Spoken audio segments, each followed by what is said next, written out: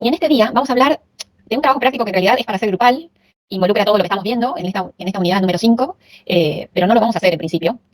Pero sí queremos charlar de él porque es un tema de bastante actualidad en el cual en muchos trabajos se están usando este tipo de herramientas. Entonces yo les voy a compartir la pantalla y les voy a mostrar el trabajo, digamos. Es un trabajo de introducción a la simulación usando números aleatorios, o sea, realidades que tienen condiciones de incertidumbre y en las cuales hay que tomar una decisión en función de lo que sale de esta simulación. Pusimos un piecito, aun cuando no se dieron cuenta, cuando nos fuimos a trabajar en las salas generadas al azar para resolver un ejercicio, que ese día ustedes tenían que resolver un ejercicio, pero había 3 posibles y teníamos enunciados de los 3. Y les pedimos que eligieran aleatoriamente y que después nos contaran con qué método habían elegido cuál de los 3 problemas resolver. Les voy a decir que en la diversidad que hubo en las salas, o sea, no todos resolvieron el mismo problema, no todos resolvieron el uno ni el último, sí estuvo bastante repartido. Entonces hubo una posibilidad, y después les preguntamos, cuando nos entregaron el problema, que nos dijeran cómo es que cuál método habían usado, ¿no? Entonces, bueno, nos encontramos el método de los papelitos, por ejemplo, que si son indistinguibles, todo bien, digamos. Después algunos no especificaron nada, así que no sabemos qué fue lo que hicieron. Y hay otros que mencionaron un dado, que bien podía ser un dado físico, porque en esta materia siempre tenemos cerca los dados, ¿sí? De 6 caras e idealmente equilibrados, pero no siempre se tiene a mano. Estoy en clase y no voy a estar con un dado en la mano, a menos que seamos nosotras, Marina o yo podemos llegar a tener un dado cerca. ¿Está bien? Entonces algunos recurrieron a dados, a simulaciones online, que hay, uno pone generador de dados online y salen varios. Y curiosamente, los que mencionan, la sala que menciona que usó este método, usó un dado de 6 caras, cuando en realidad tenía una elección de 3 problemas. No sé, depende cuál generador de dados online hubieran usado, hay posibilidades de poner un número diferente de caras en los dados. Acá, si uno pone la teclita, aparece incluso un dado de 3 caras. Entonces, y después uno tira y sale un número y ese es el resultado. Pero como usaron un cubito de 6 caras, tuvieron que ponerse de acuerdo. Hay varias formas y una más o menos inmediata es esa. Si sale 1 o 2 en el dado, problema 1, 3 o 4, problema 2, 5 o 6, problema 3, que es darle probabilidad 1/3 a cada uno de los problemas. No importaba qué caras del dado elegían, mientras que eligieran 2 para cada uno. Porque en realidad ese problema era estar trabajando, o era el equivalente a trabajar con una variable aleatoria X que fuera discreta, uniforme, que tuviera estas características, ¿no? Un recorrido de 1, 2 o 3, con probabilidad 1/3 cada uno. Esta es la asignación de probabilidad puntual y esta es la función de distribución, que es la que nos da la probabilidad acumulada, ¿no? Que pega salto porque es algo discreto. Entonces, ¿cómo es que se hace ese tipo de sorteo que nosotros le pedíamos usando algún método, ¿no? Entonces, la idea es, una cuestión sería, por ejemplo, hubieran podido agarrar la calculadora, supongo que también la tuvieran a mano, o el Excel o algo, y haber pedido un número random. En el Excel se pide así, aleatorio, paréntesis, paréntesis y nada dentro, y sale un número con una cierta distribución uniforme, continuo, entre 0 y 1. Pero nosotros no tenemos algo continuo, tenemos algo discreto. Entonces, es una cuestión de que, como cualquiera de estos métodos de usar números aleatorios enlatados que ya sorteen un número aleatorio entre 0 y 1 con distribución uniforme, el recorrido que tiene esa variable es de 0 a 1. Entonces, lo que uno hace es asociar con la función de distribución, esta que está acumulada, por ejemplo, si sale un número entre 0 y 1/3, o sea, 0,3333, se le asigna el problema 1. Si sale un número, como si la X vale 1, si sale un número entre 1/3 y 2/3, entre 0,33, 34, pongamos así, y 0,66, 66, el problema 2. Y si sale un número entre 2/3 y 1, es porque salió sorteado el problema 3. Entonces, esto que está hecho acá muy sencillito, se hace con cualquier función, con cualquier variable aleatoria discreta, aunque no fuera uniforme. Se toma lo acumulado, la probabilidad acumulada, y se va asociando cada uno de los saltos que se le pega esta función, cada uno de los saltos de esta función de probabilidad acumulada, y se lo asocia con un cierto resultado, ¿sí? El que se corresponde al salto X vale 1, problema 1, equivale 2 o equivale 3 o lo que fuera. Así sea de recorrido finito o de recorrido infinito como una variable aleatoria Poisson. Entonces, lo que es importante es tener un buen generador de números aleatorios y eso en general es una prueba de fuego para los software. Hacer un buen sorteo de números aleatorios con distribución uniforme entre 0 y 1, que no es algo trivial. Siempre es un algoritmo, entonces nunca será algo realmente aleatorio porque hay un algoritmo y una cuenta para hacer y entonces uno dice, ¿y cómo se hace esa cuenta? Esa cuenta puede alimentarse de lo que se llama una semilla, uno pone una semilla y le da un cierto número aleatorio a partir de esa semilla, o deja que el software o lo que fuera que esté usando, la calculadora, etcétera, elija solo el número y ese algoritmo se pone a hacer un cálculo a partir de, por ejemplo, cuántas aplicaciones tienen abiertas en el celular, qué hora es, qué día es, de qué color tiene el cabello, no sé, cualquiera, ¿no? O sea, se alimenta de cosas así diversas para generar con qué empezar el algoritmo. Entonces, eso se supone que le da un cierto aire de aleatorio, pero son pseudo aleatorios. Algunos están mejor hechos y otros no. Lo importante es que sea una buena, para nuestras simulaciones, que sea un buen generador de números aleatorios, o números random, si quieren. ¿Por qué? Porque a partir de ello nosotros hacemos una simulación y en muchos lugares de trabajo se está implementando este proceso de simular un proceso, diseñando un modelo que represente un sistema real y se lleva a cabo como esa simulación, que sería como hacer la experiencia real con él, con el fin de terminar de comprender o de tomar una decisión, de proponer estrategias, como ahora vamos a ver, ¿sí? Entonces, hay un sistema real que cuando uno lo pone en experimento o lo pone que la vida sea, lo que, no sé, el experimento será me paro cerca de las cabinas de peaje en la autopista y veo cuántos autos pasan, etcétera, registro resultados de ese experimento, y eso es hacer pasar la vida e ir registrando lo que pasa, o puedo a partir de ese sistema real tratar de modelizarlo, o sea, hacer una representación simplificada de ese sistema real y después con ese modelo hacer una simulación de lo nuestro y obtener resultados de esa simulación y después compararlos con los experimentos reales. Esto es más o menos el esquema de una simulación, ¿sí? Ahora bien, para eso nosotros necesitamos un generador de números aleatorios porque en nuestro problema no es una simulación determinística, sino que es una simulación donde hay algo, por lo menos de las componentes de esa situación real o de esa situación ficticia, o como quieran, o real, si es que es real, que tiene algo de aleatorio que queremos incorporar en el sistema, ¿sí? Entonces, ¿qué era lo que hacíamos, por ejemplo? En general, uno se basa en que los mejores simuladores siempre son números están vinculados con estos números random. En el Excel uno escribe así, no hablo el Excel porque, como no vamos, si hiciéramos el trabajo práctico lo abriría para que lo vivamos juntos, pero acá está una captura de pantalla, ponen en la celda simplemente igual aleatorio paréntesis, paréntesis, que se cierra y que se abre, y sale la lista, que se tienen toda la columna o varias columnas, etcétera. Ahora, esto es uniforme entre 0 y 1. Si uno, por ejemplo, multiplicara por 100 este aleatorio entre 0 y 1 y esta generación de números aleatorios entre 0 y 1, va a tener un aleatorio entre 0 y 100. Pero si quiere un número aleatorio no entre 0 y un número, sino entre un A y un B cualquiera, es muy sencillo, ¿no?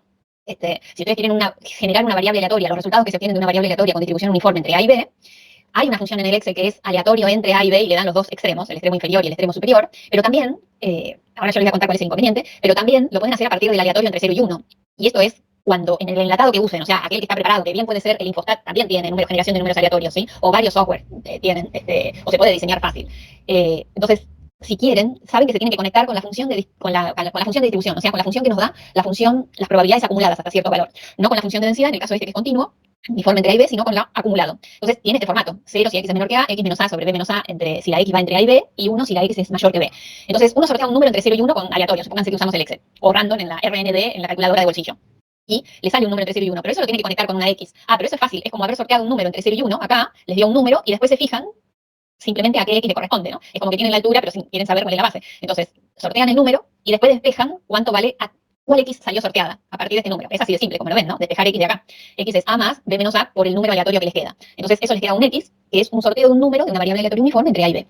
Esta como ejemplo, como cualquier otra. Por ejemplo, para que ustedes en el trabajo práctico 6 tienen este problema. Esto es parecido y para que vean ustedes cómo se vincula con lo que venimos haciendo. Les piden en el ejercicio 11A que generen 10 números al azar. O sea, lo que van a obtener, lo que estamos pensando es que trabajen con una muestra aleatoria de tamaño 10, de números que provienen de una distribución uniforme entre 0 y 1. Entonces ya sabemos, tenemos una muestra aleatoria con variables uniformes entre 0 y 1, continuas entre 0 y 1, el valor esperado era A más B dividido 2, o sea, un medio, y la varianza de una uniforme era B menos A al cuadrado sobre 12. El B vale 1 y el A vale 0, al cuadrado sigue siendo 1 dividido 12. Esta es la varianza de cada una de estas variables. Esta es una muestra aleatoria porque es un conjunto de variables aleatorias independientes e idénticamente distribuidas, y el enunciado del ejercicio les pide que lo sumen, o sea, que tomen esos números y los sumen. Entonces tienen una nueva variable aleatoria, cuyo valor esperado en vez de ser un medio es 10 veces un medio, que es 5. Y la varianza es 10 veces la varianza porque son variables aleatorias independientes, es la suma de las varianzas. Y después le pide que con esta variable trabajen restándole 5 y dividiéndola por la raíz cuadrada de 10 sobre 12. ¿Por qué les pide eso? Porque esta variable, que sería la t transformada, está como estandarizada. El valor esperado vale 0 y la varianza vale 1. ¿Está? Y el debido también vale 1. Ahora, esta que es la estandarización de la variable W, no significa que W sea una variable aleatoria uniforme. No lo es, ¿sí? No se confundan, porque están sumando solo 10 variables aleatorias independientes e idénticamente distribuidas, pero no son normales, son uniformes. Entonces, esta W no tiene distribución uniforme, pero sí tiene un valor esperado que es 0 y una varianza que es 1. Y lo que se les pide es que repitan este proceso de generar 10 números aleatorios, que sería lo mismo que trabajar con 10 variables aleatorias, hacer esta combinación, transformarla de esta manera y que registren lo que les queda, ¿no? Entonces, es en las repeticiones, en muchas repeticiones, conceptualmente lo que están a punto de hacer es trabajar con 2000 variables aleatorias, con una muestra aleatoria de W de tamaño 2000. Por supuesto, cuando hacen la repetición, esta variable aleatoria W mayúscula 1 se transforma en un número de todos los posibles. Esta variable aleatoria W2 se transforma en un número solamente de todos los posibles que puede llegar a tener W2, y etcétera, ¿no? Entonces, cuando ustedes arman el histograma, ese histograma tiene un envolvente que se parece mucho a una normal estándar, porque están trabajando con 2000 variables aleatorias. Entonces, ahí es que nos vinculamos que este trabajo de simulación nos conduce a que no importa cuál sea la distribución que tenga W, como vamos a estar trabajando con una muestra aleatoria, nos vamos a volver a encontrar con una variable aleatoria normal como respuesta. Y como los parámetros de esta W son 0 y 1, la normal que va a aparecer es la normal estándar. Si uno hace esa experiencia, ve que efectivamente es así. ¿Está bien? Entonces, es una manera diferente de encontrarnos con el teorema central del límite, que siempre que trabajemos con una muestra aleatoria lo suficientemente grande, nos vamos a encontrar con una normal. Ahora, tengan cuidado que en las simulaciones, el suficientemente grande no es el 30 que tenemos en lo analítico, sino que en las simulaciones se necesitan muchos, que la muestra aleatoria sea mucho más grande, ¿sí? Para que se aproxime bastante bien. O tienen la alternativa, como acá, de repetir, o sea, sumar 10 no alcanza, y aunque acá sumaran 30 tampoco, no queda tan bien, pero lo que sí es en la repetición sucesiva, de muchas veces, este número de muchas veces tiene que ser muchas veces. O sea, esto es como apurar, como haber tirado un dado muchas veces y ir registrando resultados, pero repetirlo muchas veces. Cuando uno usa un software tiene que realmente hacerlo muchas veces para obtener lo mismo que lo que nosotros obtenemos en forma analítica. Y entonces, ¿por qué no lo hacemos analíticos? Y finalmente, bueno, porque hay muchos problemas que son muy complejos como para ser analíticos, ¿sí? Pero veamos un poquitito más. Supónganse que quieren, para que vean cuáles son los problemas que hubiéramos hecho en este trabajo práctico número 2 grupal. Supónganse que ustedes quieren simular, a partir de la generación de números aleatorios uniformes entre 0 y 1, una variable aleatoria exponencial. Entonces, la función de densidad es b por i a la menos bt para t mayor o igual que 0 o alfa, el nombre que quieran, y 0 para t menor que 0, y la función de distribución, la que da probabilidades acumuladas a izquierda, es esta. Entonces, esta es la que tiene un dominio entre 0 y 1, y lo que hacen es sortear el número aleatorio esto les va a dar un número A, y ese número A lo igualan con 1 menos E a la menos B por T. El B es un parámetro de la variable aleatoria que quieren simular, lo van a conocer, ¿está bien? No sé, si el valor esperado de ciertos dispositivos era de 1000 horas y tenía distribución exponencial en el tiempo de vida útil, ese B sería 1/1000 cuando miden el tiempo en horas. Entonces quieren sortear cuántas horas va a vivir ese dispositivo que tiene una vida útil modelada con una exponencial, sortean el aleatorio, les queda A es igual a 1 menos E a la menos BT, el B, insisto, lo conocen, y de ahí despejan T. O sea, este A es el número aleatorio, este B es dato del modelo de distribución exponencial, y T es el número que se le salió. O sea, la simulación me dijo que ese dispositivo va a vivir 1033 horas. Bueno, está bien. Y es lo que queda a partir del número aleatorio que sortean. Entonces nosotros teníamos, por ejemplo, una situación así, que ya lo he comentado. En un lugar hay 4 dispositivos en funcionamiento. Entonces, 4 dispositivos que están vinculados en un sistema. Y cuando se rompe uno de ellos, la política de reemplazo de la empresa es reemplazar ese solo y volver a hacer funcionar todo el sistema. Reemplazar el que se rompió y volver a hacer funcionar el sistema, ¿sí? Ahora, cuando el sistema se corta, hacer ese cambio lleva un tiempo, que también será más o menos aleatorio, y el tiempo que está parado el sistema tiene un costo, ¿sí? Generalmente plata, escrito en plata porque lleva tiempo de que el sistema no está funcionando y no es productivo. Entonces, se corta la línea. Ustedes arreglan, reemplazan esa partecita del sistema, que la componente esa de las 4 que se rompió, y vuelven a poner todo en funcionamiento. Y cuando se rompe otro, hacen lo mismo. Se rompió otro, hacen lo mismo. Entonces, a veces viene alguien que dice, no, para mí es mejor que si se rompe, hagamos esto. Se rompe, porque la vida hace que ese componente se rompe. Pero en vez de cambiar el que se rompió, cambian los 4. Porque ya que abrieron el sistema y pararon toda la producción, cambian los 4. Pero los 4 están teniendo vida aleatoria, ¿sí? Entonces, cambiar los 4 les lleva un poco más de tiempo, pero el sistema está parado, en principio. ¿Cómo comparo? ¿Qué me conviene? Porque el sistema lo paro, cambio 4, pero alguno podía vivir un poco más, y yo estoy cambiando 4 y me estoy quemando esa vida útil que todavía tenía, pero ¿cuál me convendrá? O sea, es una decisión que hay que tomar, pero que depende de lo aleatorio, que es la vida útil de esas componentes. Entonces lo que se hace es sortear los 4 números y poner en funcionamiento como si pusiéramos en funcionamiento la producción real, y decidir a partir de la simulación, calcular costos y etcétera, si la política de reemplazo es la que se venía usando o la política de reemplazo es la nueva de que cuando uno se rompe cambiar los 4. Obviamente todo dependerá si las componentes son baratas o no, porque si son baratas les conviene efectivamente cambiar los 4, esa es la conclusión que sacamos, pero que si no son baratas no les convendría tanto. ¿Y cuánto es barata o no barata? Bueno, todo eso se hacía en este trabajo práctico, que tiene una componente fuerte, que es la vida útil de cada una de las componentes, pero por supuesto que requiere algo de programación, ¿sí? Con el Excel salía, pero algo de programación. O había otro problema, que a mí me encanta, no lo lean todo porque no hace falta, pero era un sistema de mantenimiento de alumbrado público en una ciudad simplificada que tiene 100 calles y 100 avenidas. O sea, las calles son una orientación y las avenidas son las perpendiculares. Las llamamos calles y avenidas no porque lo fueran, sino porque para distinguirlo de horizontal y vertical, ¿no? Y el centro de reparaciones tiene una ubicación concreta en una esquina, en una calle 10 y la avenida 20.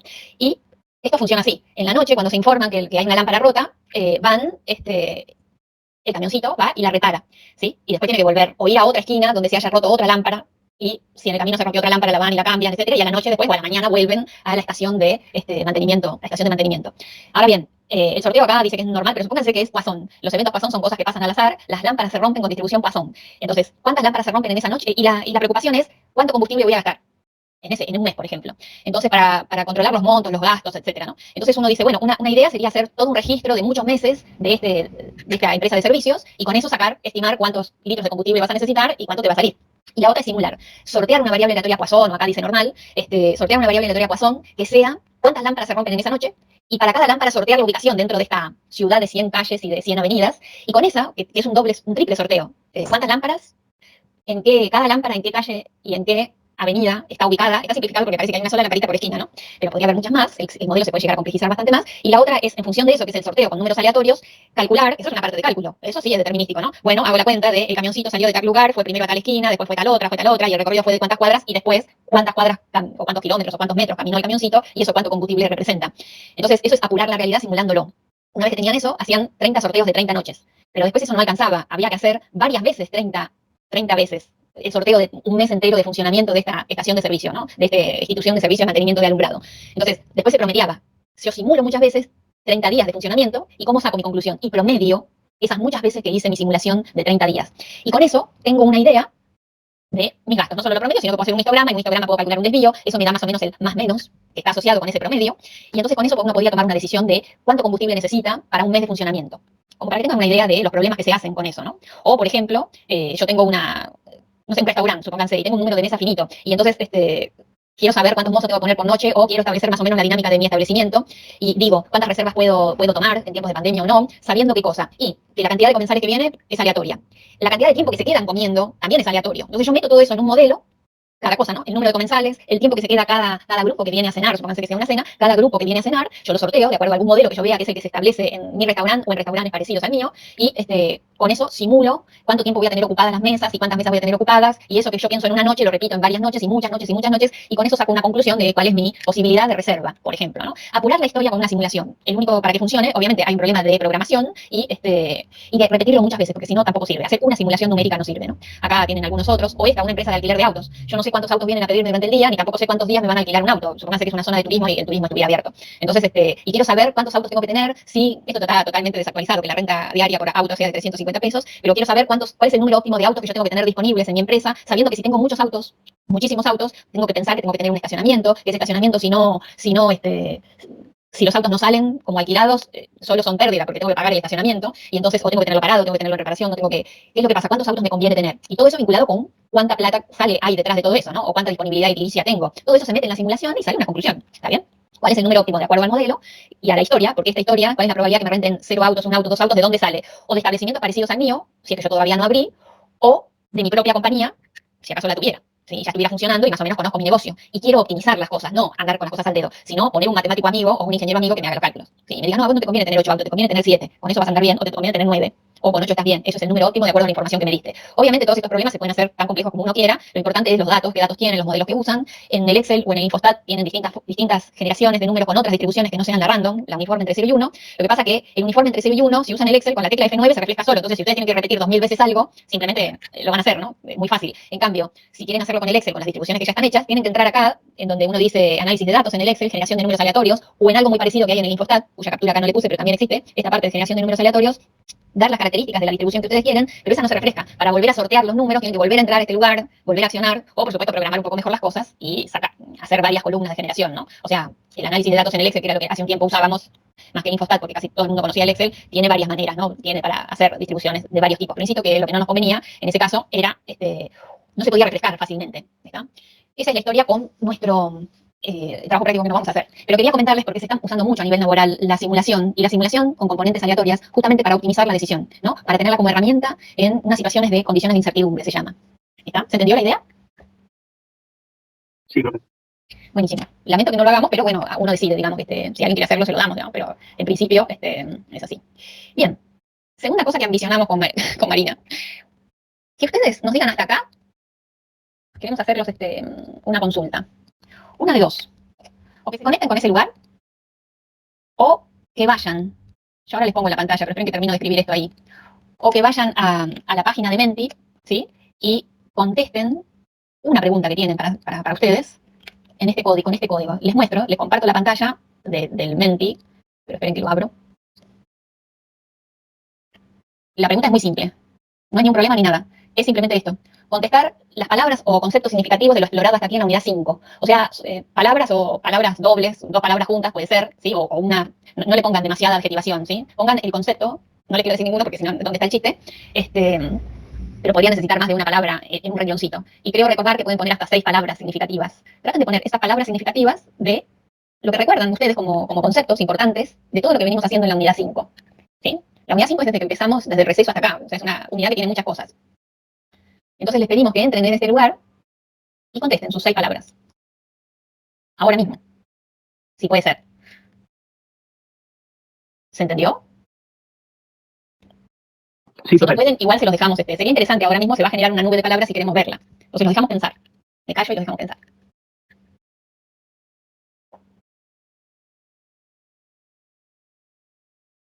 Lo que vamos generando y lo que vemos es eso. En el conjunto, esta nube de palabras que se corresponde con aquellos conceptos significativos o palabras significativas que les parezcan de lo que vimos hasta ahora de esta unidad 5. ¿Sí? A veces uno dice, mira, leyendo un poco, ¿sí? Vemos esta colección de palabras. Hay algunas que, por ejemplo, teorema central del límite podría haber estado más grande. Cuanto más grande es, más veces se repitió, porque está teorema central del límite sin la E, entonces eso lo considero como una, o esta teorema central del límite todo junto, lo considero como otra, pero en realidad son todos el mismo concepto. TCL es lo mismo, teorema central del límite con acento, sin acento. ¿Ven? Hay algunas palabras que tienen que juntarlas y que vean que tienen cierta trascendencia, ¿no? Pero eso es lo que en conjunto nos ha quedado de lo que de lo que hemos considerado como significativo de la unidad que vimos, y yo coincido con todo esto. A ver, Marina, que si le agregaríamos algo, muestra aleatoria, etcétera, rango, variable aleatoria, coeficiente de correlación, covarianza, propiedad reproductiva, multidimensional, tenemos las variables aleatorias multidimensionales, variables independientes. Chebyshev aparece también. Frecuencia empírica de ocurrencia, coeficiente de correlación, varianza, coeficiente de correlación, coeficiente de correlación, se llama correlación. Correlación, sí. Aleatoriedad. Población, simulación, muestreo, ¿ven? Todas estas son las palabras que en conjunto nosotros construimos como significativas. E insisto que sepan rescatar que hay algunas que se podrían agrupar en la misma, y si alguien escribe más, si hay algún otro de los presentes que se animara a completar más, veríamos cómo es que esto cambia, ¿no? Esto es dinámico, se va construyendo en el momento. Si alguien termina de escribir aunque sea una palabra más, va a ver que esto se va a modificar. Lo que pasa es que cuando uno ya ve la respuesta de los otros, se ve influenciado por la respuesta de los otros, y por eso no la mostramos, ¿no? Pero aquellos que todavía no llenaron sus palabras pueden seguir haciéndolo, y esto va a quedar abierto un ratito más, ¿está? Entonces, era como para construir juntos como una síntesis de esta unidad que contuvo varias cosas y dos guías de trabajo prácticos, ¿no? Porque hay como dos sectores más o menos diferenciados, pero que están vinculados con lo mismo, con trabajar con muchas variables aleatorias al mismo tiempo, ya sea en forma individual, con problemas más artesanales, o a partir de muestras aleatorias y de muestras aleatorias grandes como lo que hemos hecho. Entonces, a los que todavía no votaron o no pudieron, o por una cuestión técnica, o porque, bueno, no sé, no quisieron, nosotros no anotamos quiénes sí y quiénes no, porque a veces uno puede poner que en la encuesta a nosotros nos queda un registro de quién contestó y quién no. La verdad que era un ejercicio más de tratar de ver qué considero yo importante de esta unidad y que les sirva como repaso de cuando miren esto, lo tengan presente, ¿no? Porque coincidimos con que esos son los conceptos significativos que estuvieron dándonos vuelta y acompañándonos durante este tiempo, durante estas últimas semanas. Así que bien, interesante. Que les haya quedado este registro, ¿sí? Y que la colaboración de todos nos haga ver, esa palabra es cierto, es importante, la escribió otro, pero a mí me sirve como significativa, ¿no? Muy bien. Entonces, insisto, cuando después yo les subo la nube que queda, pero les pediría que a los que no contestaron terminen de contestar a lo largo de este día, y después les subimos la nube en nuestra aula, o acá, lado a lado, como para que la tengan de referencia. Bien. Hicimos eso porque esta unidad tuvo muchas cosas, y una parte de esta unidad nos fue llevando al lugar donde queremos llegar, que es dar un saltito más, ¿está bien? Y hasta acá, incluso vieron en estos modelos, nosotros hemos visto, uno decía, la vida útil de esa componente es exponencial, o es normal, o es discreta con tal distribución. Entonces uno dice, bueno, ¿de dónde sacaste todo eso? Sobre todo los modelos continuos. Uno dice, los discretos está bien, te creo. Los continuos, bueno, sacaremos un histograma, pero ¿y quién te dijo que el valor esperado de tu exponencial es ese y no es otro? ¿De dónde lo sacaste? Vos sacaste el histograma, una forma, pero de ahí a que vos le pongas un número sabiendo que estás trabajando con datos que no son de toda la población, ¿cómo se hace, no? Entonces, vamos a empezar a meternos en la unidad nueva, que es la unidad número 6, y justamente ver la otra cara, la otra parte de lo que hasta ahora siempre dijimos, la variable aleatoria con la que vamos a trabajar tiene distribución de tal o cual manera y con tales parámetros, ¿y de dónde lo sacaste? Sería lo que nos falta contestar, ¿está bien? Y después todavía nos van a seguir apareciendo preguntas, pero para eso tenemos que ir avanzando de a poco. Entonces, nos vamos a adentrar ahora en la unidad número 6, ¿sí? Eso es decir, ¿y de dónde sacaste que el modelo era ese? Y que ese era el parámetro, y no era otro. Entonces, les voy a compartir la pantalla nuevamente, y nos vamos a ir por acá, en la parte de inferencia estadística, estimadores y estimación puntual que vamos a ver y ambicionamos ver hoy. Pero la idea de trabajar con modelos estocásticos, o sea, aquellos en los cuales está nuestro bazar, hay una componente por lo menos aleatoria, que no son determinísticos, ya lo habíamos visto en la primera clase, creo, que íbamos a trabajar con poblaciones, y esas poblaciones o las vamos a dar por conocidas, o vamos a extraer muestras, y cuando la población lo conocíamos, que era hasta ahora lo que hacíamos, cuando sacábamos una muestra, jugábamos a la probabilidad. Es decir, bueno, ¿cuál es la probabilidad de que cuando saque una muestra me toque tal o cual cantidad de porcentaje de defectuosos? Ahora estamos en el proceso inverso. De una población hemos extraído una muestra, y a partir de la muestra queremos inferir qué es lo que está pasando en la población, ¿no? Como quien hace un muestreo previo de a quién va a votar el domingo próximo, sin entrar en detalles, y nadie sabe cómo van a ser las votaciones hasta que haga todo el censo, hasta que toda la población vote, ¿sí? Todos los ciudadanos que puedan votar, voten, y recién ahí vamos a tener los resultados. Antes es predicción de lo que va a pasar. ¿Y cómo se saca esa predicción? A partir de una muestra. Si esta muestra está bien tomada, en principio, nos va a dar una idea general de lo que va a pasar el domingo. Eso es jugar a la estadística de inferencias. Y por supuesto en el camino siempre estamos acompañados de la estadística descriptiva, porque cuando hay una colección de datos, siempre tendremos que presentarlos de alguna manera y organizarlos de alguna manera, ¿no? Entonces, vamos a hacer hincapié ahora en esta parte de inferencia estadística, o sea, donde nosotros vamos a focalizar nuestros esfuerzos y nuestro trabajo en los parámetros o características de una población que desconocemos, esos parámetros o esas características las desconocemos, y las vamos a querer inferir a partir de una muestra. En esa población vamos a mirar por el momento de a una cosa por vez. Por ejemplo, la vida útil de las componentes, bueno, X será la vida útil de las componentes y no el costo, o no sé, otras, esa población puede tener diversas cosas, vamos a mirar una de ellas, que compondrá la variable aleatoria del estudio, digamos. Vamos a sacar una muestra aleatoria, o sea, vamos a trabajar con una colección, conceptualmente, ¿no? Con una colección de variables aleatorias idénticas e independientes, pero de una distribución que no conocemos, y cuando saquemos y hagamos el experimento, esa muestra se va a transformar en una colección de datos. Y a partir de todo esto, vamos a tratar de estimar el parámetro o la característica poblacional que querramos analizar, ¿sí? Esto desde la matemática está planteado así, y nosotros vamos a hacer una matemática de lo nuestro, pero en lo cotidiano eso lo hacemos todo el tiempo, ¿no? Quien está cocinando, por ejemplo, no sé, cocina una gran olla de lo que fuera, de sopa, y agarra una cuchara para saber si tiene suficiente sal o no. Están haciendo lo mismo. Están infiriendo la salazón de toda la olla, de lo que está pasando en toda la olla, a partir de lo que prueban en una cucharadita. Eso es lo que vamos a jugar ahora, nada más que vamos a jugar matemáticamente, no gastronómicamente. Pero es la misma idea. Si yo confío, estoy confiando en que esa cuchara que yo he tomado de toda esa olla es representativa del todo. O sea que estoy pensando que hay algo homogéneo, aunque no lo fuera, que hay algo que yo puedo rescatar de toda esa heterogeneidad que puede haber en una olla, pero que mi volumen de la cuchara es lo suficientemente significativo como para estimar la salazón de todo. Porque si no, tendría que ir comiéndome por lo menos la mitad de la olla para saber más o menos si está todo bien, y cosa que no se hace, ¿verdad?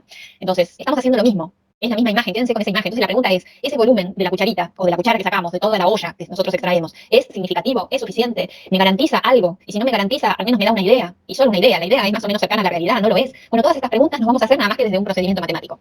Obviamente uno sabe en la cocina que a veces tiene que revolver bien para sacar una muestra significativa, y si no, se va a enterar cuando lo ponga en la mesa y alguien le diga, uy, a esto le falta sal o a esto le sobra sal.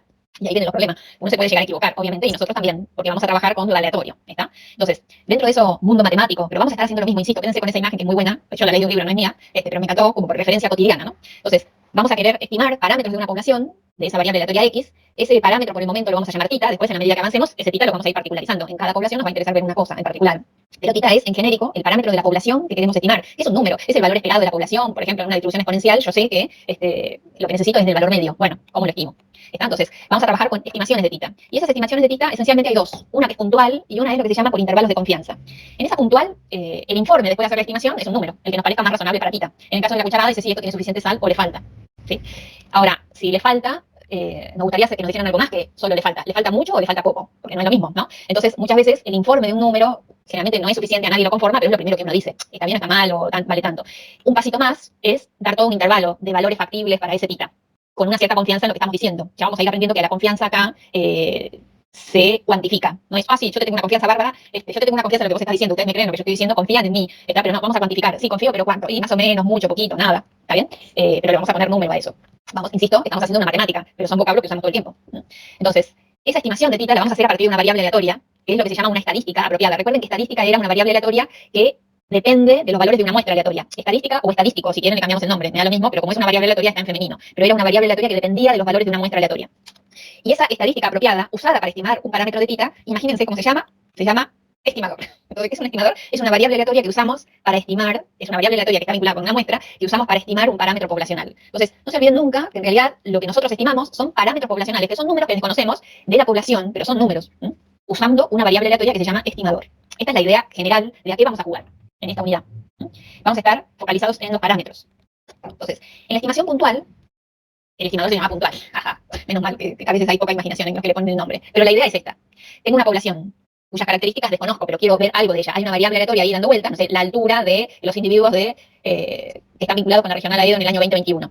Una es hacer el censo y pedirle a cada uno que nos diga cuál es su altura, y la otra es tomar una muestra. Conceptualmente, supongamos que tomamos una muestra de 20. O sea, en mi idea yo voy a ir a preguntar o voy a ir a medir, voy a tomar y seleccionar 20 individuos, ¿sí? Y estoy interesado en la altura. Hasta que no haga la medición, tengo una muestra aleatoria porque tengo variable, cada uno puede medir lo que fuera. ¿Está? Una vez que hacemos el registro, eso no es altura, por supuesto, tenemos 20 valores numéricos con los que trabajar y organizar.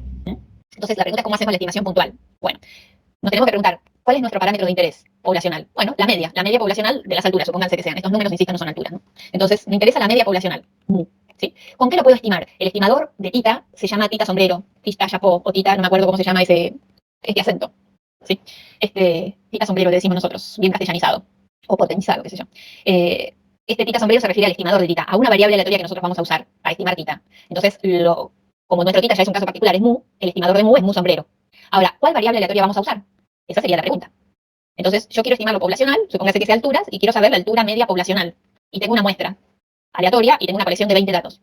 Entonces, una idea, por ejemplo, podría ser tomar X raya de esta muestra aleatoria. Por ejemplo, ¿no? Que como yo ya saqué los datos, ahora voy a tener un X raya muestral. Y el X raya de esta colección particular de 20 datos que tengo acá, ya observados, es 44,735. Por eso le decía, no es una altura esto, es otra cosa que no sé qué es.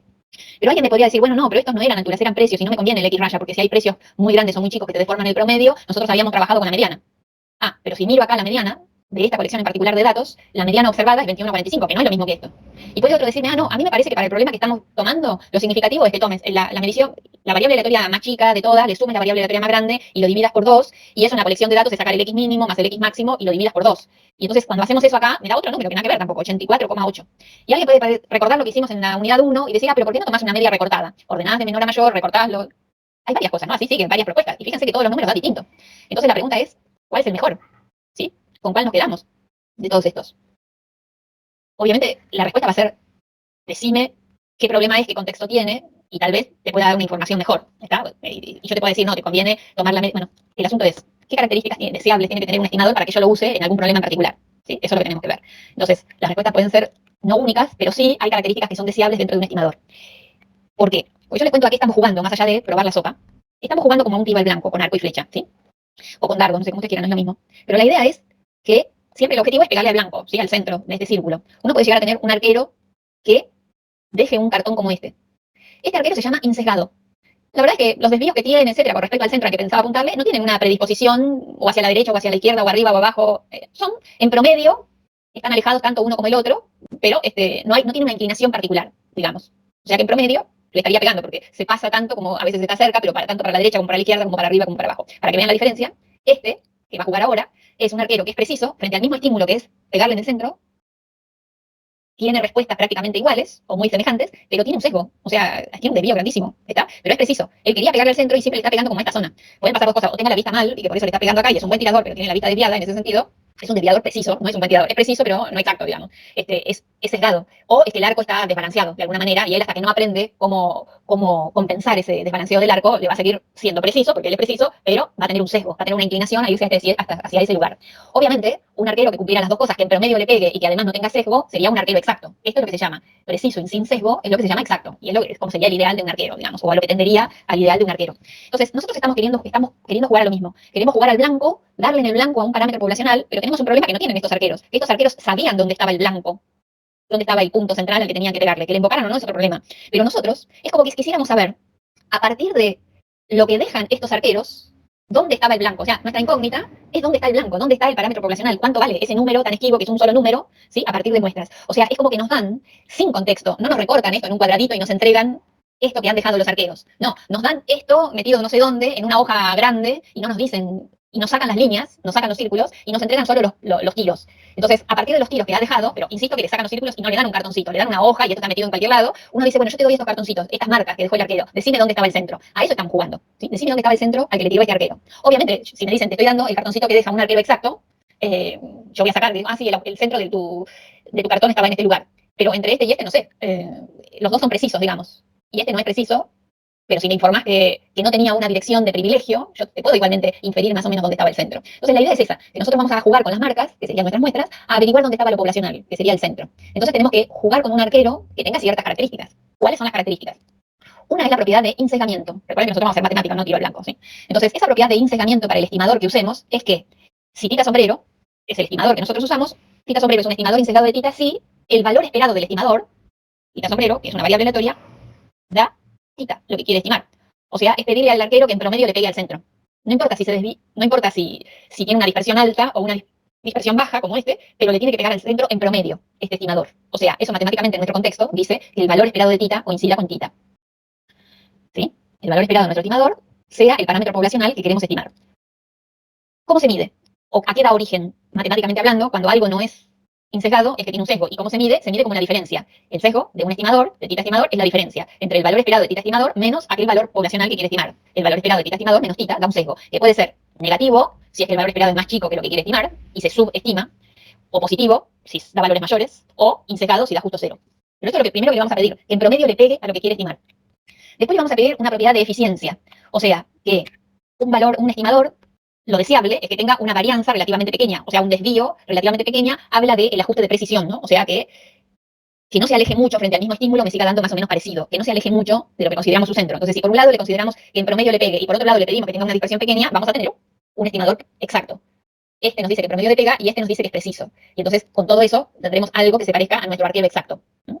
Después hay una característica que se llama propiedad de suficiencia, que es que el estimador debe tomar en consideración la mayor cantidad de información posible que le proporciona la muestra, ¿sí? Y uno dice, bueno, pero por ejemplo, el X raya, ¿sí? El valor medio, toma todos los registros y los divide por el número de registros, sí, todo bien. Pero si vos tomás la mediana, lo único que haces es ordenar de menor a mayor y quedarte con la marca del medio, ¿se acuerdan? Como habíamos hecho. Y entonces uno dice, pero ahí estoy tomando en consideración toda la información. No, toda la información no, pero la información que te proveyó la muestra o los datos observados, en realidad, luego de hacer el experimento, como vos tuviste que ordenarlos de menor a mayor, esa información la estás leyendo. O sea, no es que la dejaste de lado, porque para ordenar de menor a mayor tuviste que trabajar con la información que contienen. No te quedarás tanto como el X raya. El X raya lee el número, manipula con él, lo suma con otro, divide, cuando una vez que hace la suma total, y el X moño, la mediana, no hace eso, pero tiene que ordenar de menor a mayor. O sea que la información la está leyendo. Lo que pasa es que no toma toda la información, pero sí toma el registro de esa información. ¿Está?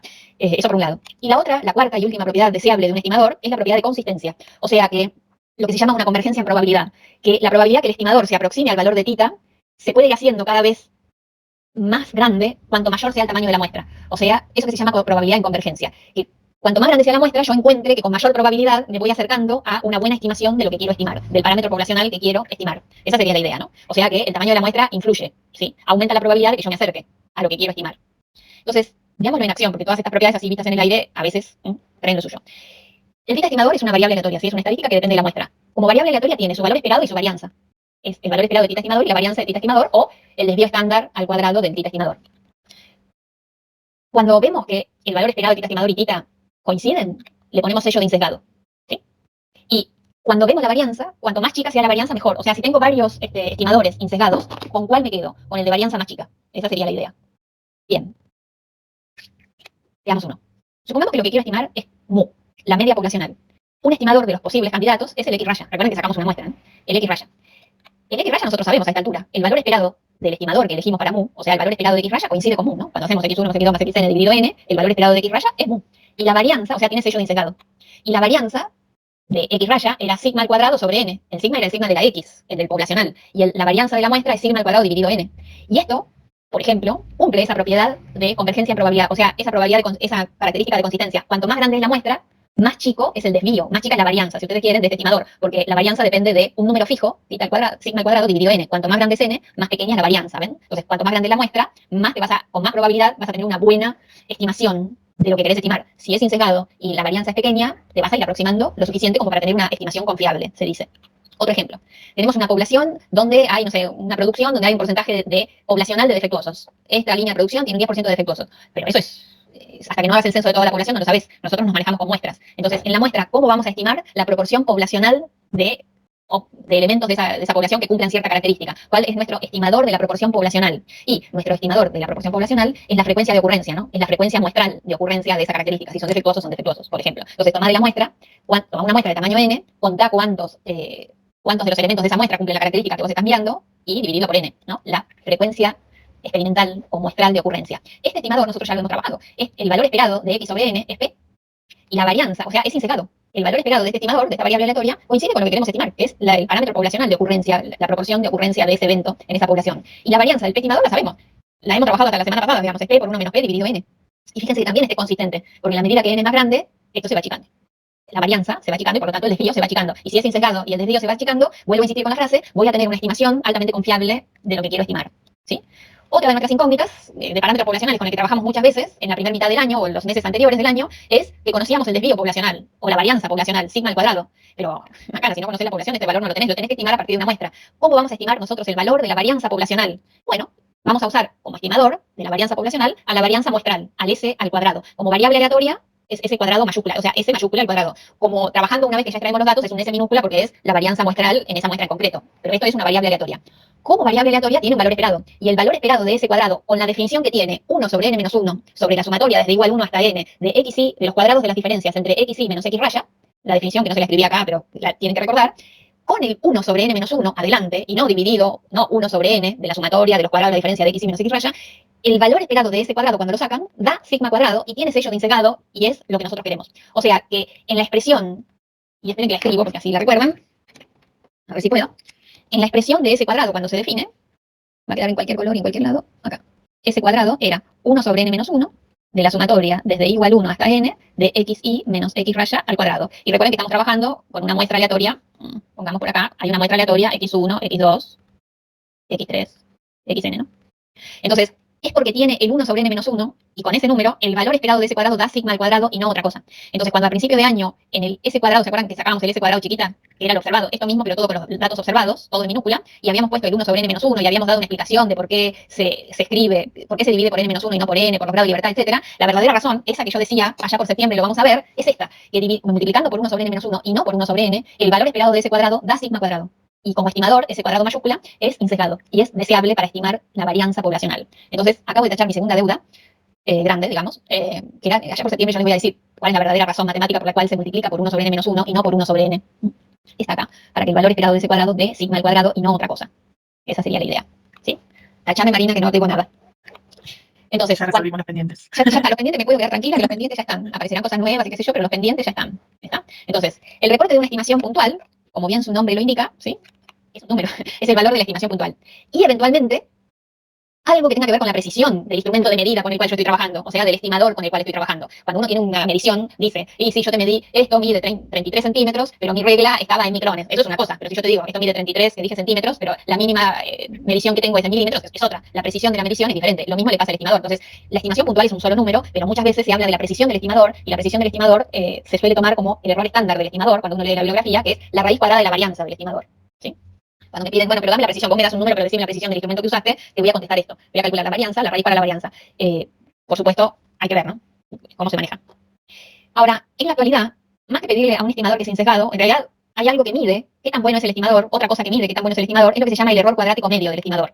El error cuadrático medio del estimador es un número no negativo, que es el valor esperado del cuadrado de la diferencia entre el estimador y aquello que quiere estimar. El estimador, recuerden que es una variable aleatoria y lo que quiere estimar es un número, ¿sí? Entonces, acá está el valor esperado de esta diferencia al cuadrado. Entonces, cuando uno desarrolla ese error cuadrático medio, que ahora lo hacemos, sí, porque si no nos va a quedar en el aire, quedan dos términos, se puede descomponer dos términos, la varianza y el cuadrado del sesgo. Entonces, si el estimador es insesgado, el error cuadrático medio coincide con la varianza. Si el estimador no es insesgado, como medición de la falta de precisión de este estimador, hay que sumar la varianza más el cuadrado del sesgo. Entonces, uno se pregunta, vos estás pidiendo y estás diciendo que los estimadores insesgados son los ideales, digamos, pero si tienen varianza grande, ¿qué hacemos? ¿No me convendría algo que aunque tenga un sesgo, tenga una varianza chiquita? Y entonces es un estimador como eficiente, porque por más que sea sesgado, por más que se desvíe un poco, como tiene la varianza chiquita, lo arreglamos, digamos. No tengo tanta, no le pegará en promedio, pero sé que se dispersa poco, y si el sesgo es chiquito, no se aleja mucho de lo que quiero estimar. Es como que el arquero, que antes le había mostrado que había quedado preciso, pero allá arriba, no le pega al centro, pero le pega cerca, y se dispersa poco. ¿No me convendrá eso antes que ser insesgado y tener una varianza grande? Bueno, la respuesta es que como las varianzas, fíjense, las varianzas de estos dos estimadores, que son los dos que vamos a usar, además del de la derecha, la varianza con el tamaño de la muestra se hace cada vez más chica, pero el sesgo no lo corrijo con el tamaño de la muestra.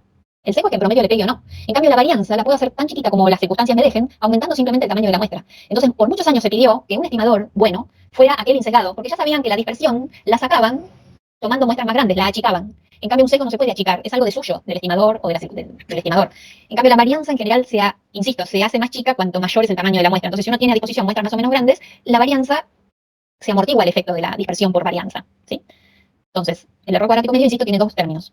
Les paso rápido la demostración, ustedes la leen cerca, la leen ustedes con paciencia, pero el error cuadrático medio es el valor esperado del cuadrado de esta diferencia. Si hacen ese binomio al cuadrado y distribuyen este valor esperado, les queda esto, ¿no? El valor esperado de una suma y la suma de los valores esperados. En este valor esperado, menos 2 tita es una constante. La variable es el tita estimador. Menos 2 tita sale afuera y el valor esperado de tita cuadrado es la propia tita cuadrado, porque tita cuadrado es un número y el problema nuestro es que no lo conocemos, no que sea una variable. Es nuestra incógnita, pero no es variable, es un número fijo. Entonces, el valor esperado de un número fijo o del cuadrado de un número fijo es una constante. Entonces, estos tres términos, ahí, todo eso que es constante, el menos 2 tita sale afuera, que tita cuadrado coincide con su valor esperado. Cuando miran esto, y recuerdan que el valor esperado de una variable al cuadrado, o sea, recuerdo esto, el valor esperado de una variable al cuadrado, lo puedo sacar de acá, expresión que ya trabajamos en la unidad 3, digamos, que la varianza es el valor esperado de i cuadrado menos el valor esperado de i al cuadrado, de ahí se despeja que el valor esperado de i cuadrado es la varianza de i más el valor esperado de la variable al cuadrado. Insisto que los voy a dejar a ustedes que rehagan esta demostración.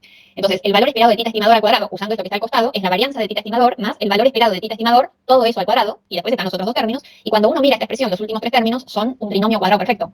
Eso que está ahí es un trinomio cuadrado perfecto, es el valor esperado de tita estimador menos tita, todo esto al cuadrado. Y este último término que está acá adentro es el cuadrado del sesgo. Entonces, el valor esperado, el error cuadrático medio, es la varianza más el cuadrado del sesgo, ¿sí? Entonces, todo eso, cuanto más grande es el error cuadrático medio, peorcito es el estimador, digamos así, ¿sí? Cuanto más chiquito es mejor. Lo deseable es que esto sea lo mejor, lo más chico posible. Supongamos, tenemos una placa cuadrada y nuestro parámetro de interés es el área de la placa, ¿sí? Entonces, nos permiten medir la longitud de un lado y la longitud del otro. Entonces, antes de medir son variables aleatorias, ¿sí? De principio son idénticas e independientes, no sé. Entonces, supónganse que voy a medir con un calibre cuyo error de medición está distribuido con una media mu 0, ¿sí? Y un cierto desvío de 10, un décimo de pulgada, ¿sí? Entonces yo digo, es un error de medición.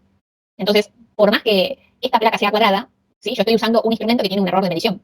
Y yo también soy un operador que tiene errores. Entonces, voy a tomar dos mediciones, x1 y x2. O si realmente creo que es cuadrado, voy a tomar, no sé, dos mediciones. Pero supónganse que x1 es la medida de un lado y x2 del otro. Entonces, después, el área, pero son mediciones independientes. Un estimador del área podría ser esto, x1 al cuadrado más x2 cuadrado dividido 2, o sea, calculo como si fuera el área de un cuadrado del lado de x1, el área de un cuadrado de x2 y promedio.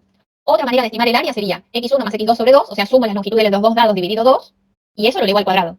Otra forma de estimar el área sería la multiplicación de estas dos variables aleatorias, la longitud de la primera medición y la segunda medición. ¿Cuál es el mejor? O sea, ¿cuál es el mejor procedimiento para estimar el área? Bueno, estas son las preguntas que tenemos que empezar a meternos, ¿sí? ¿Cuál es el mejor? Entonces, ¿cómo se corrige eso? Haciendo muchas mediciones. Que es lo que presentaba Ian el otro día cuando habló de las balanzas. ¿Se acuerdan que él habló de las balanzas en algo real que le tocó vivir? Que hacían la medición de un peso conocido en una balanza, querían ver si la balanza estaba buena, muchas veces. Bueno, esa es una historia, ¿no? Entonces, supónganse que cómo se hace esto de llevar a la vida diaria, esto que estamos hablando. Usamos un peso conocido de 100 gramos, pero tiene que estar recontra conocido. A veces uno dice, bueno, pero esto está seguro que tiene 100 gramos. La idea es que uso ese peso para calibrar mis balanzas y para saber si mis balanzas están calibradas o no. Y supónganse que hay 3 balanzas. Hacemos mediciones y cuando peso varias veces en una balanza, quedan como estas distribuciones, ¿no? Queda la balanza A, es esta la roja, ¿sí? Fíjense que deja como un histograma, ¿sí? O tiene una... Todas las veces que mido con la misma balanza no me va a dar lo mismo, ¿sí? Aunque quiera repetir todo igual, hay una cierta dispersión. Bueno, si yo me imagino la falta de precisión en esa balanza, va a quedar en la balanza A esto. En promedio da 100, pero fíjense cuánto desvío tiene. Tiene un desvío que es 0,05 todo esto en gramos. En cambio, la balanza B, que es esta, la azul, no da 100 en promedio, pero tiene un desvío más chico, 0,02. Estos son como los histogramas que quedan después de hacer muchas mediciones, pongamos. O una sola, si ustedes quieren, conceptualmente hablando, porque ahora le ponemos el ingrediente de poner más mediciones. Y esta balanza C tiene una dispersión chiquita, o sea, que frente al mismo estímulo va a reaccionar igual, o muy igual todas las veces, o muy parecido, un desvío de 0,01 gramos, pero en promedio no le pega al 100, ¿ven? Entonces uno dice, bueno, si yo uso muchas veces esta balanza, esto sería como el concepto de la balanza, las dispersiones de las mediciones de la balanza. Ahora, yo hago la experiencia y ya sé que cuando yo pese muchas veces, este desvío queda dividido raíz de n. Entonces, esto, que no le pega al 100, pero que está cerca, me va a dar un cierto número, dividido raíz de n. Esto, que en promedio le pega, la dispersión de si yo promedio lo que obtuve de esa balanza, me va a quedar este desvío dividido raíz de n, se va a achicar, pero no tanto como este. Este va a tener un desvío, supongamos que mido 100 veces. Bueno, esto va a tener un desvío que se achique, este también, pero este va a seguir estando en el centro. Este va a tener poco desvío, pero va a estar, no le va a pegar en promedio, va a dar más bajo, ¿no? Acá dice cuánto, 99,98. Y este, por más que ustedes le mejoren el desvío promediando muchas mediciones, va a seguir lejos del 100. Va a seguir, como acá dice, en 100,08 en promedio. Entonces, este es preciso, pero que no es exacto, porque tiene un cierto sesgo. Ahora, si yo evalúo este sesgo, puedo balancearla y esta sería como la mejor balanza si no tuvieran ese sesgo, porque tiene el desvío más chico. Pero resulta que no es el caso, ¿no? Entonces, la pregunta es, para que ustedes piensen, de todas estas balanzas, estas son las distribuciones de las mediciones, ¿cuál es la balanza más precisa? Y más precisa es esto, frente al mismo estímulo, reacciona con poca diferencia, se desvía poco. ¿No? Pero eso no lo hace más exacto. ¿Sí? ¿Y cómo se evalúa numéricamente eso? ¿Cuál es la balanza más eficiente? ¿Cómo comparo la eficiencia? Bueno, la eficiencia se compara así, se toma de a dos se compara. Es el error cuadrático medio de un estimador dividido el del otro. Eso es la eficiencia comparada del estimador 1 comparado con el estimador 2. Y eso significa que cuanto más chico es el error cuadrático medio, este número va a dar más grande y la eficacia del estimador 1 es mayor que la eficacia del estimador 2, porque el error cuadrático medio más chico habla, cuanto más chico, tanto más exacto es, ¿sí? O porque es insegado, o porque tiene una alta precisión, pero la idea es que esta medida es una medida matemática de la eficiencia, así se mide, ¿sí? Cuanto más chico el denominador, más eficiente es el estimador. Entonces, ustedes acá pueden hacer la cuenta de cuánto es la eficiencia de estas 3 balanzas y qué es mejor, porque esta ya entendí lo que le pasa, esta la entendí, una es insegada, las otras dos no, esta es precisa, mucho más precisa, esta tiene una precisión intermedia y esta es más imprecisa que todas, pero en promedio le está pegando. Esto, ¿cómo juega? ¿No? ¿Cuál es la balanza que mejor uso? ¿Sí? Bueno, la mejor es la C, pero tengo que calibrarla. Entonces, a esto todavía se le conjuga, como decía Ian el otro día, que a veces le piden mediciones a distintas personas, como para poner más cosas justamente en juego, ¿no? Y a tomar la mejor decisión. Entonces, esto les tiene que dar un panorama de cómo arribamos nosotros al uso de estimadores. ¿Cómo elegimos un estimador? Bueno, mirando eso, que sea insegado primero. Y que después, si tengo dos insegados, que tenga la varianza más chica. O bien, calcular directamente el error cuadrático medio. Y ver cuál es el que tiene menor error cuadrático medio en ese sentido. Ahora se está usando bastante eso. Pero en principio, casi toda la bibliografía, insisto, pide insegado porque a veces el desvío, la varianza se minimiza cuando uno trabaja con muestras grandes y promedia. Entonces, se corrige ahí eso. Entonces, para que les quede todo eso, ¿cómo lo vamos a usar? Le vamos a pedir a Marina que nos acompañe en la resolución de los primeros problemas de la guía de trabajo práctico 7 que tienen que ver con esto. ¿Está? Muy bien. Ahí voy. Algunas de estas cosas, mientras ella se prepara, lo vamos a repetir, o sea, pero léanlas porque son importantes. Ahora, la imagen les quedó, eso es lo que me interesaría.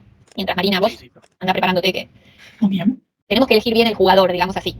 Y tiene esas dos cosas, ¿no? El juego del sesgo o el ensegamiento y la precisión. Bueno, voy a compartir. Ahí estamos. ¿Llegan a ver bien? Sí, profesor. Bien, perfecto. Bueno, el primer ejercicio del trabajo práctico 7 nos plantea lo siguiente, ¿sí? Nos dicen que en un artículo que reseña un estudio de las propiedades de resistencia del concreto de alta resistencia, obtenido usando superplastificantes y ciertos aglutinantes, ya nos dicen que se había investigado con anterioridad la resistencia a la compresión de ese concreto, pero no se conocía mucho acerca de la resistencia a la fricción, ¿sí? Y lo que nos dan como datos, en esta variable X, ¿sí? Que nos aparecen acá los datos sueltos, están midiendo justamente esta resistencia a la presión en megapascales, y son los datos que presenta este artículo, ¿no? Entonces, nos plantean, con estos datos que presenta el artículo, calcular un estimador puntual de las magnitudes y además indicar, en cada caso, qué estimador fue el utilizado, ¿sí?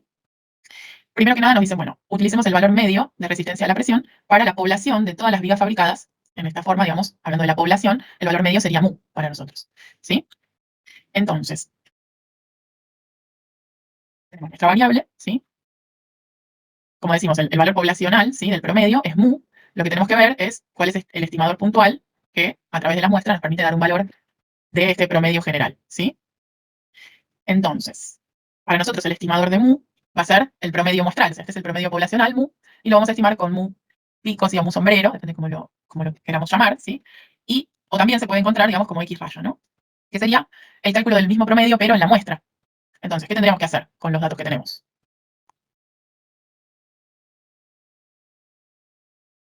¿Se entiende la idea? O sea, vamos a estar estimando el promedio poblacional, lo que sucede a nivel general con esta resistencia a la presión, a través de los datos que tenemos muestrales, ¿no? Entonces, ¿qué tendríamos que hacer para poder calcular este promedio?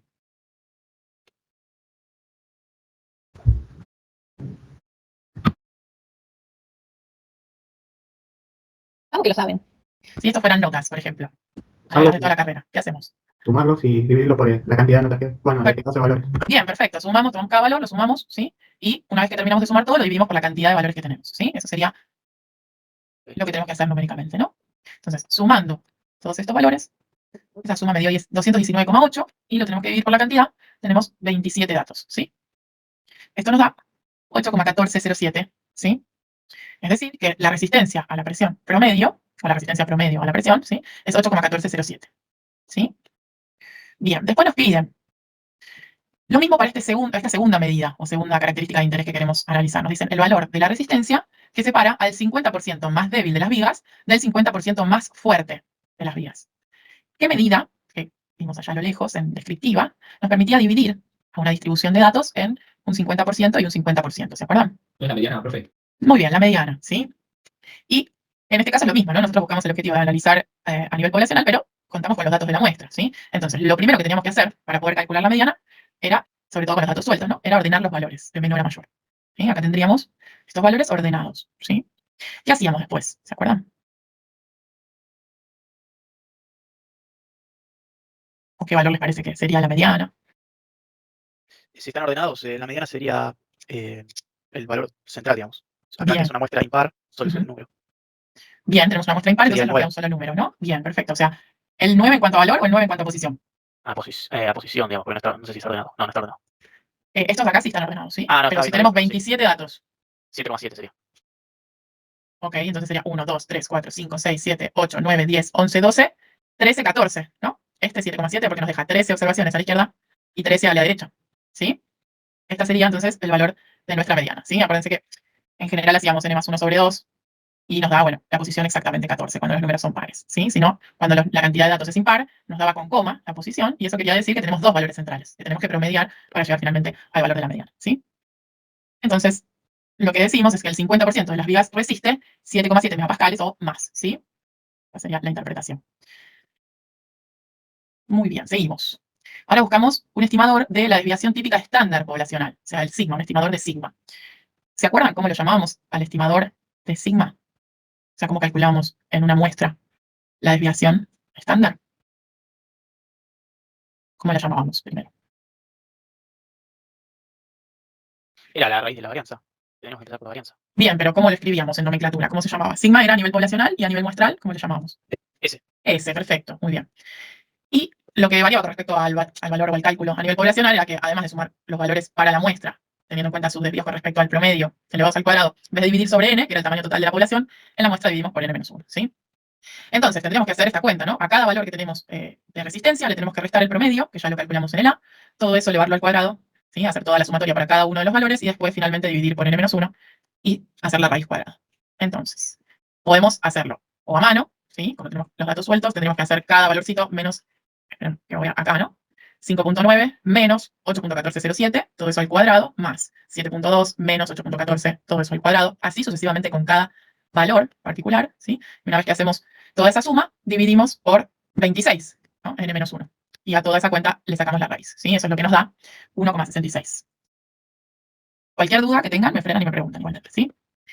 El D nos pide un estimador para la proporción de las vigas cuya resistencia a la flexión es mayor que 10 megapascales. Sugerencia: imaginar que una observación es un éxito si es mayor a 10.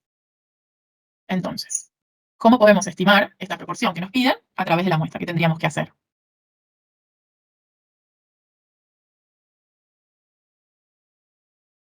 Si estamos analizando la muestra, ¿no? Estas 27 datos. Nos piden que analicemos qué vigas son mayores a 10 megapascales, ¿no? Entonces, No, ¿qué haríamos? no, directamente. Sobre el total, ¿cuántas son mayores a 10? Ok, o sea, esta 5.9 no sería mayor a 10, 7.2 no sería mayor a 10. Entonces, si tenemos los datos ordenados mejor, bien. Tenemos 1, 2, 3, 4 datos, ¿no? ¿De cuántos? Sí, de 27. Bien, y así es como sacamos la proporción, ¿no? Nuestra variable sería cantidad de vigas cuya resistencia a la flexión es mayor a 10, y lo que tratamos de analizar es la proporción, ¿no? Entonces, simplemente ceros y unos para ver cuál es nuestro éxito, cuál es nuestro fracaso. Ahí tenemos los datos que corresponden a nuestro éxito, esos 4. Entonces, son 4 datos de 27. Eso nos da una proporción de 0,1481. Y esta sería la estimación, ¿sí? Para la proporción a partir de la muestra. En el E nos piden obtener la expresión del error estándar del estimador usado en el ítem A y calcular el error estándar estimado de dicho estimador, ¿sí? Entonces, lo que nos están pidiendo, el estimador que utilizamos en el punto A era la media muestral, ¿no? El X rayo. Nos están pidiendo que obtengamos la expresión del error estándar de la media muestral, ¿sí? Y calcularlo para la muestra, ¿no? Entonces, nosotros, digamos, sabemos que el desvío estándar del X raya es igual al desvío estándar de la variable original dividido raíz de n, ¿sí? Si queremos estimarlo, tenemos que estimarlo tal cual como hicimos, sería un paralelismo con el desvío estándar poblacional general, ¿sí? A sigma lo estima S, al sigma de X raya lo estima el S de X raya, sería, ¿sí? Entonces, lo que tenemos que hacer es, teniendo el estimador del desvío de X, ya directamente podemos trabajar con el desvío de X raya estimado, ¿sí? Bien, entonces, sabemos que el desvío de X, ¿cuánto nos daba? ¿Cuánto nos dio? Después lo pueden chequear igual la cuenta, ¿no? Que ya estaba dado el valor. Era 1.66 y eso lo tenemos que dividir por raíz de 27. Y así es como obtenemos el desvío estándar de la media muestral, ¿sí? Bien. Estamos bien con cómo fuimos viendo que dependiendo de la característica que queremos o que nos interesa analizar, ¿sí? Tenemos que tener en cuenta a qué referimos a nivel poblacional, a qué referimos a nivel muestral y obviamente cómo se calcula cada una de ellas, ¿no? Promedio, mediana, desvío estándar, proporciones, ¿sí? O desvío estándar de alguno de los estimadores ya utilizados, por ejemplo, el promedio. ¿Sí? ¿Estamos bien con esto? Sí. Muy bien.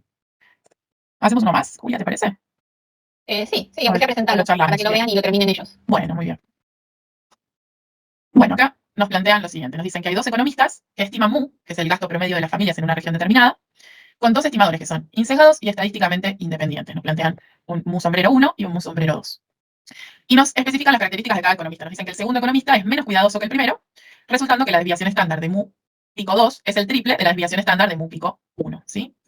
Y nos dicen, cuando se pregunta cómo combinar estos dos estimadores para obtener un estimador global publicable, se hacen tres propuestas. Y nos plantean, bueno, un MU sombrero 3 con una combinación que pondera igualmente a los dos estimadores, sería un promedio simple, o una posibilidad que es darle 3/4 de la ponderación al primer estimador y 1/4 al segundo, y un último estimador global que nos plantea, bueno, quedarnos solo con el primer estimador y el otro no, ¿sí? Entonces descartamos el estimador menos exacto. Entonces, en función a estos estimadores que nos presentan y los estimadores globales, lo que nos preguntan es cuál de estas opciones, ¿no? Son estimadores insesgados, ¿sí? Entonces, ¿qué tendríamos que hacer para ver si los estimadores son insesgados o no? No lo vamos a resolver, sino charlamos cómo deberíamos empezar a plantear esto. ¿Qué tiene que pasar para que un estimador sea insesgado?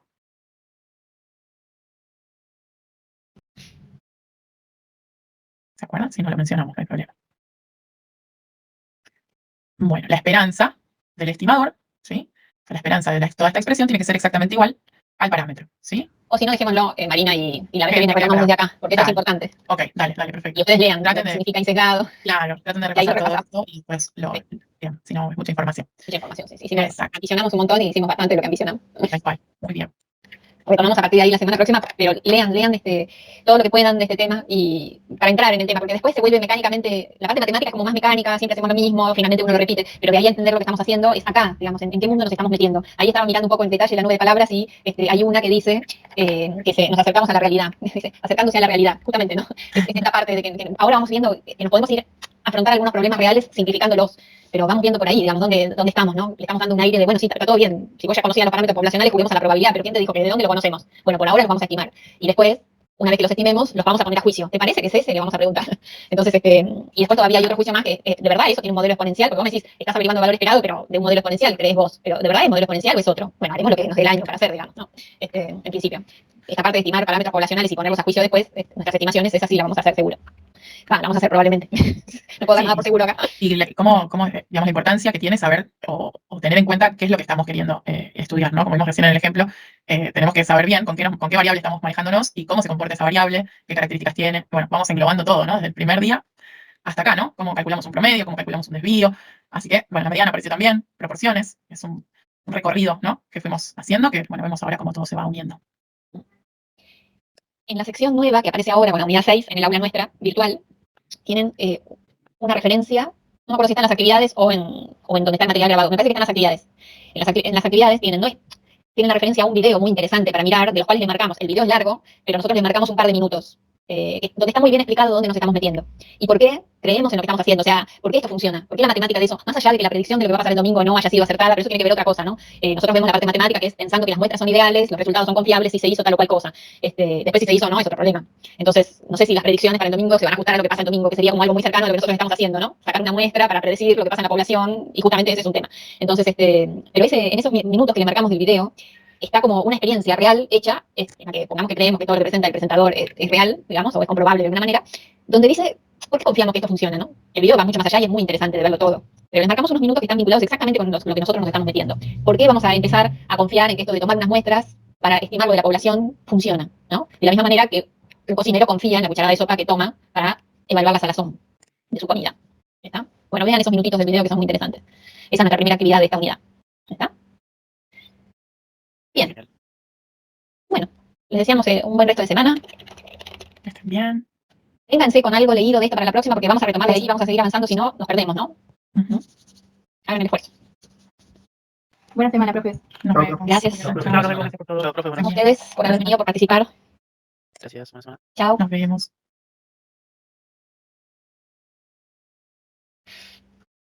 Bien. Bueno, bien. Sí, no, al final me di cuenta cuando empezaste, me dije, no. Sí, del 2 no me acordaba que era el estimado. Sí, yo tampoco, pensé que era algo más intermedio, pero dije, no, Sí. porque justamente eso, así que la semana próxima haremos Está eso, bien. listo. Bueno. Empezamos por ahí Dale. la semana próxima y después nos metemos en intervalos de confianza. Bien. Sí, les va a servir para repasar, porque me daba cuenta que no, que al final iba a ser largo. Sí, sí. Mismo por ahí comentarlo, si no tienen el concepto fresco, Sí, era hablar en sola. Está bien. Bueno, bien, alcanzó Bien. todo perfecto. Sí, sí, sí, Julia, la verdad que las clases organizadas en tiempo y forma. Excelente. quedó bueno, viste, fuimos ambiciosas y lo conseguimos igual. Sí, tal cual. No conseguimos que Bueno, todos participen, todos pero bueno, participaron, algunos porque no leyeron nada y otros porque capaz que no pudieron, qué sé yo, no sé con qué elementos técnicos cuentan. Pero bueno, tuvimos 17 respuestas. Claro, capaz que están desde el cel o algo y no pueden entrar, Entonces, entonces. tenés que salir, entrar, esas cosas que son es lo que tienen esas actividades, digamos, que Claro. no todos están con la disposición tecnológica más allá de la disposición personal. Tal cual. Pero bueno, 17 fueron. No, sí, estuvo bastante 17 bien. respuestas que quedaron bastante bien, la nube quedó bastante buena. Sí, mismo pusieron, bueno, iba a decir, viste, cuando me decía, bueno, fijémonos cuáles faltan, veía y variables independientes estaba, bueno, de todo un poco pusieron. Sí, Así que, había un poco, hasta incluso esa, leyendo de vuelta dije, mira, esta de acercándose a la realidad, digo, la voy a usar, no sé quién Muy fue, buena, no sí. sé, pero estaba bueno. Bueno, era como palabra significativa técnica, pero era la imagen que tenemos, que estamos dando, digamos, bueno, de a poquito Claro. ya tenemos construido lo suficiente como para ir hacia allá. Exacto, sí, muy bueno, la verdad, muy lindo. Bueno, buenísimo. Solamente, recién mirando la transparencia, ¿viste cuando pones el estimador de mu igual a x raya, que lo pusiste en mayúscula y bien? Sí, a ver, Suponete la primera, ¿no? sí, Y después pones igual a la sumatoria de los x chiquitos, en realidad iba a x grande. X grande. Y después, yo ahí no le dejaría el igual a tal número, yo le daría como una flecha, Ajá, ok, que pondría el x raya obtenido, o sea, el x raya observado en minúscula, ok, bien, y el número. Como para decir, Ok. bueno, conceptualmente vamos a trabajar con este estimador, pero Sí. como ya tenemos los datos concretos, ok. eso se transforma Eso en se transforma en eso. Perfecto, Claro, sí, como ahora decir, yo lo bueno, verifico. ir prolijando esas cosas que uno dice es un detalle, pero Pero hacen, está bien sí. que es un resultado que te da el x raya, estamos de acuerdo. Sí. Pero en esta primera yo les destacaría eso, ¿no? Conceptualmente el estimador es la variable aleatoria x raya, y en esta ocasión se transformó en el x raya observado, que es tal número. Ahí está, a ver. X raya observado lo pones en minúscula y listo, Ok, digo, ¿no? sí, sí. Te lo quiero mostrar a ver si. Como para destacar eso, ¿no? Conceptualmente vamos a usar este estimador y acá nos va a dar tal número. El X raya en minúscula. ¿O Sí. no necesariamente? Ok. Sí, pero en presentar el mu estimador es el x raya, que es la suma de los x grandes sub i dividido Sí, n. ahí te Después una flecha, Sí, y ya. acá nos da el x raya observado, o sea, en minúscula. Algo así, pero este X raya en minúscula. Claro. Ahí Y está. ya, Y esto no si es el es observado, no te hace falta poner el observado, ya es minúscula y listo, ya se sabe que es el medido en esa ocasión, para esa muestra. Ok, Es una cuestión de presentación en el primer ejercicio, nada más. Después uno bypasea todos los pasos, digamos. claro. ¿No? Sí. Sí, yo cuando, la verdad que es un tema porque matemáticamente uno, obviamente, lo que vos siempre me decís, el valor, digamos, observado, el valor puntual en minúscula y lo demás, digamos. Claro, y ya te digo que si uno lo presenta así, ya no te hace falta ponerle observado, es simplemente Claro, el raya, ya, listo, chiquita. Está, perfecto. Ahí está. Listo. Bueno, yo Sí. cuando estudié, digamos, la carrera y demás, esas distinciones nunca me hicieron hincapié, digamos, y bueno, ahora con el tiempo uno se va dando cuenta de las cosas así más Más finas, digamos. finas, exacto. Así Sí, ahí que, la mediana yo sí te quedó siempre caminando hago bien agua, observada. tal cual, siempre, por costumbre voy, como que es algo que no le No, como que lo paso, ¿viste? Pero está buenísimo. Claro. Por eso yo al principio tampoco te digo nada. A esta altura me parece que vos también tenés que ir prolijando y listo. Sí, sí, tal cual, tal cual. Para decir, bueno, cuando lo presentemos, hay algo que uno puede hacer en hincapié en lo conceptual, de que Sí. antes de la medición es una variable y después ya es una medición, y entonces ya se transforma en un número. Obviamente es lo que me dio la variable, pero si ya es lo observado, ponemos minúscula y listo. Listo, perfecto. Lo mismo Bueno, viste que cuando yo dejo los resúmenes, el intervalo de confianza para la media, tanto lo dejo en mayúscula, pero cuando hago la cuenta lo pongo en minúscula. O sea, claro, hago la cuenta completa, con los datos concretos se transformó en algo ya observado. exacto, sí, sí, sí. Como Bueno, mismo eso es algo que me parece súper importante, el tema de, y por ejemplo, me lo mostraban como que era todo el intervalo igual a los números, era como, digamos, mecánicamente, y después, bueno, uno va entendiéndolo más finamente, como decís vos, las cuestiones Claro. que son puntuales. En definitiva, la respuesta va a ser la misma, digo, eso es lo que Sí, pasa. pero técnicamente no es Pero correcto. así como la cosa conceptual, hasta el último momento sigue siendo una variable aleatoria, entonces hasta ahí Claro. hay que respetársela y después se vuelve un caso concreto. Y es subliminal, digo, yo no creo que ellos vean esa diferencia. Claro. Pero no importa, digamos, no nosotras importa, sí tenemos que verlo. Tal cual, exacto. Nosotras sí, yo a ellos no puedo llegar a ni corregirle eso si uno quiere, pero que nosotras sí lo tengamos, porque es como, sobre todo los primeros ejercicios que uno es donde está explicando el tema y donde lo conceptual y lo conceptual tiene que primar al comienzo bien, aunque después se transforme en algo mecánico y ya uno pierda, por apurarse y por repetirlo tantas veces, pierde la prolijidad, obviamente, la prolijidad técnica, digamos, ¿no? Sí, sí, Pero que al principio lo conceptual esté plasmado también ahí, así que era nada, era corregir eso nada más. sí, no, está bárbaro. Genial. Así que está. Gracias por la atención. Pero viste, lo conseguimos hoy. Muy bien, sí, llegamos Abandonamos con la todo. universidad. Qué bueno, sí. Ya esta parte me encanta, esta parte donde que entramos. Sí. Sí. Y ya está como todo lo que decíamos hoy, el camino bastante recorrido, y bueno, ahora vamos con lo más jugoso, digamos. Vamos a ir cosiendo, ya tenemos todos los hilos preparados y ahora Tal cual, cosemos, ¿verdad? tal cual. Y después planchamos. Y bueno, Bueno, muy bien. Bueno, Julia, que tengas un lindo día. gracias igualmente. Gracias, nos hablamos. Entonces la próxima empezamos por acá Empezamos con con el y 2. después vemos qué hacemos con los intervalos de confianza. Dale, sí. Seguramente haremos ejercicio de intervalo de confianza, no sé Ok. cuál, ahora. Ok, bueno, me fijo y cualquier cosa te mando. Regio. Dale. Bueno, Chao, Julia, Marina. nos vemos. Suerte. Oh, dejé grabando.